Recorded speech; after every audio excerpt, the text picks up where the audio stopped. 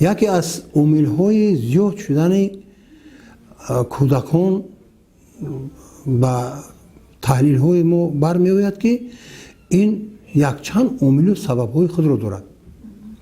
یکم سببی که با معیوبیت آورده رساندن کودکان نوزادی که تولد میشوند در آن خاطر میباشند که مادران و خواهران و محترما وقتی که حامله دار میشوند سری وقت به بیمارخانه مراجعت نمیکنند، سری وقت تحت نظارت قرار نمیگیرند، پیشنهادهای و تکلیف‌هایی که از طرف طبیبان داده میشود اجرا نمیکنند.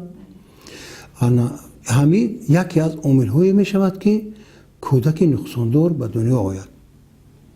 دویم سببش این میباشد که موافق قانون طب هر یک عائله که پیش از اون که حامله دار شود باید سطح زندگی، سطح اجتماعی خود را به اینابت بگیرد. برای به دنیا آوردن فرزند سالم باید که کوشش نماید. پیش از اون که وی حامله دار می شود باید حتما از تشخیص طبیبان باید گذرد. تحلیل های ضروری که لازمند باید انجام دهند. بعد از مصلحت دکتر و یا می توانند که حامله داری خود را به جا آورند.